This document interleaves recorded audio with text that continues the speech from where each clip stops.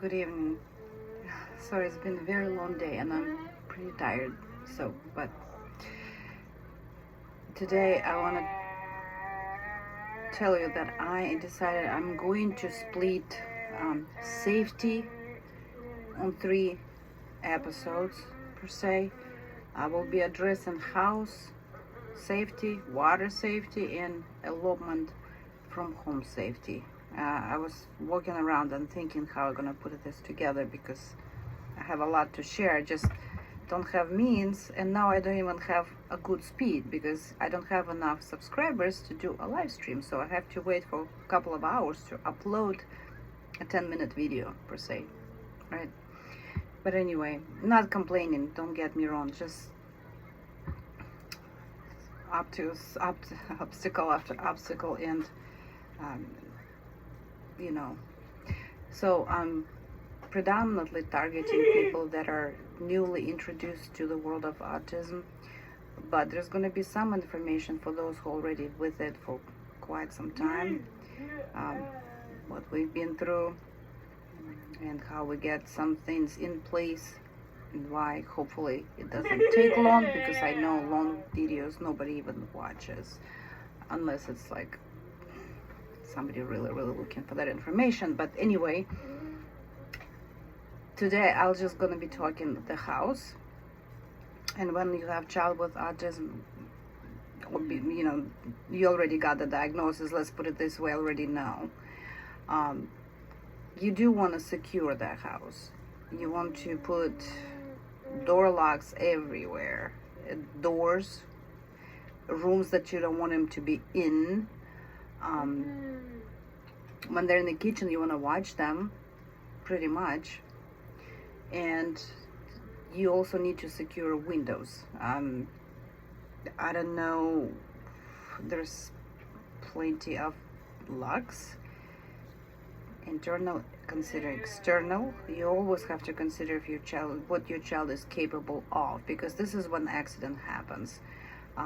We always underestimate them, but they know things that you think that they cannot maybe clean their butt, but they can do very smart things. And unfortunately, oftentimes it ends up either unpleasant experience or even worse. So don't ever underestimate them. They can open those windows too. And in my case, it's a story. He was 5, maybe 6, I think, I don't know. And I saw him running outside. I was like, what is going on? He was in his room. Well, guess what he did? He pulled the window was already closed, like open, open. And he pulled the net out, and he escaped from the house that way. So we have to go back and fasten that grid, the net, or the insect catcher, name it, whichever, you know what I'm talking about. But we had to secure that from the outside, because he was able to open the window, and he even took that frame out. Yeah, and it was pretty high for him to jump, but he did. This is why we addressed the doors, but we never addressed windows. Important thing. Next, you want to put door locks, and I should say probably start with cameras. You want to have smart cameras. Now it's so easy, so available, connected to your phone, and that's what I use too. No, get away, go, mommy's working, go. Distraction. I told you 10 minutes, I'll give it to you. Sorry, interference. Where was I? Yes, the cameras. You want to put those cameras in places where they are, sometimes you really need to step out and you want to make sure somebody is watching, the camera is good. Some people probably even use baby monitors, because that's what I'm using now with the households. I have a camera that shows me like a couple of rooms here and there, but yeah, you do want to go higher up level with technology, and it's available, right? So you want to know what they do in every time every time you want to see, or if you don't hear them, because they may be doing something you don't want them to see. I mean, to know, to learn about, right? I'm tired. And so cameras in place, doors locked, windows secured. Okay, now when you do door locks, it's not as easy as it sounds. And yes, I was gonna say that ABA here is not gonna teach them anything. No, that's why we have to learn about our children, know their behavior patterns, observing them, and critical thinking is important too. So ABA is not going to be helpful here. That's as big as I am of ABA. No, don't rely on ABA, and don't rely on your children. That's on you. That's why I'm saying that, because you have to go beyond and discover what they're capable of. And I'll give you an example too. Actually, I wrote that down here. But you want to make sure also when you put those door locks with the keys, it's almost like an extra step. I'm just giving you kind of like a faster route to bypass the key thing, because in some instances the keys will work, they will work, but I showed you my pool earlier today, and that pool was entirely gated. Why? So he would never escape, because he was always attracted to water, right? I mean, I know, and you know by now. So you want to make sure that that pool is gated, so they don't fall anywhere, because it's above the ground in our case. And they don't let in the pool with a waterfall full of water. I'm sorry, please forgive me. So you want to put these locks on those doors when you get in the pool as well, and on the entrance and the exit, anywhere you can. And then what you will need, I'll show you here, you know, because just to get in a key is just not enough. That's my story. Let's see if I can show it very well. This is what you need right here, okay? And this is a pin code lock key locking box that we use on our door. And we will take the keys from the pool, from the outside, from the door. We would store them all in that box, and we would keep the pin private, you know, so that he doesn't get it. It's also hard, especially for fine motor and for little fingers. It's really hard to kind of move that combination. Yeah, you want that one. In addition, let's see. Yes, the reason why I start putting key locks and pin code locks, is because my child was observing me getting into a room that he wanted to get in, and I did not allow him. So he was just watching. He was like 6, maybe 7, maybe 8 even. I don't remember. But he was watching me when I take the key and I open the door and where I put it. That's before the box appeared. So he went in there with fine motor, and this is how highly he was motivated to get into this room. So he watched where I put that key. He went in there and he opened that door. And the good thing, that was inside door in the house, right? This is when I start thinking I have to go a little bit ahead of him, actually, not behind, because behind could be sometimes late, and you would agree with that. That's why we got these key locking boxes, right? And it was higher up on the door, because I thought at some point not only he would need like some kind of stool to reach out, but it will, you know, it will take some time for him to grow. That's one thing. But also, it's kind of hard to move these metal rollers with numbers. You know, it kind of has to line up and everything, and you just really hope that they will not get that. But it's probably the top thing. It would be the hardest for them to override your preventions. Now, pin locks. You want to have pin locks, and the pins are harder for them, but at the same time, if they learn they can address that too. Here you go. This is how our door looked like, the entrance door. So this is a shot from interior, right? And we had a smart lock. You have pins inside, outside, and then you have this one right here. This is actually should be going backwards, where you put the key in. That should be outside, but the way we would exit our house, we would have this flipped it. We flipped it so that when you come out of that door, you're gonna put a pin in, because my child will take the key and open it.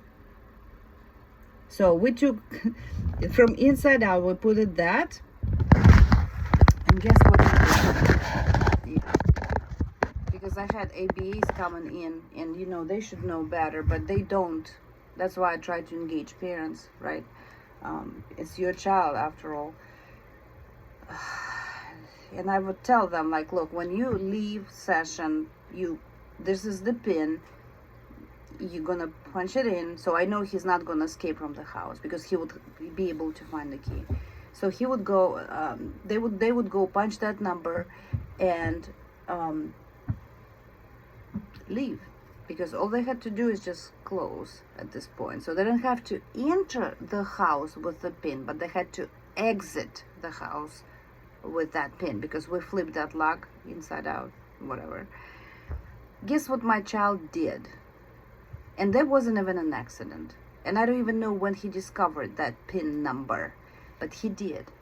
And because I'm trying to be like critical thinking, and I said, let's see if he maybe just knows that code. And I said, Brandon, can you open that door? Guess what he did? He put that specific code. I was in shock. And the only reason he didn't walk out of this house, because he just did not want to, and he was older. But we had one when he did leave the house too. And I addressed this with, elopement from home. That will be the next. No, next is water. So the third part, I will talk about that when he went out from home. So yeah, you do need cameras attached to your phone. You do want door locks with the keys and the key box for them. Yes, with the pin, so they cannot get to it. And you're gonna secure your windows too. These windows, he was 5 or 6 when he ran away from the window, for God's sake. And typically they start eloping from home. Statistics, I'm just bringing up statistics, when they're 7 or 8. And if you look, this is the most death happening at that age, when they walk away from home. But just recently I looked at some news in Florida. 3 autistic children drowned in just 2 weeks, in November 2024, I believe. So they walked away from home and they drowned. It's horrible, isn't it? I am still thinking about this. That's why I thought I should just address that, because that's just so important. And people that are just new, they just don't know what a roller coaster we're getting in. I'm already riding this for 10 years, 11. And I want you to put these steps in place, because this is gonna happen. My child did not know how to do many things. He couldn't even hold the spoon at the time. We had to feed him. But he figured out how to get the key and open the room that he wanted to get in. He's just not smart enough to open it when I'm not home, for example. That would be a typical child. But he opened it. And then when I asked him, like, can you open that door? Because ABAs, when they leave, Brandon, you can take that. You can take iPad. Yeah, you can have it. You have to give it back to him. Yeah. Thank you. Good job, Brandon.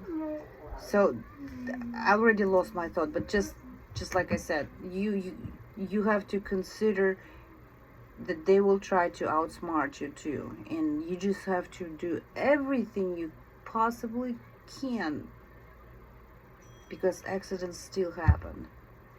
you know, I could never imagine that my child with fine motor dyspraxia would get the key and open the door. That's when I suddenly changed everything. Every lock was pin.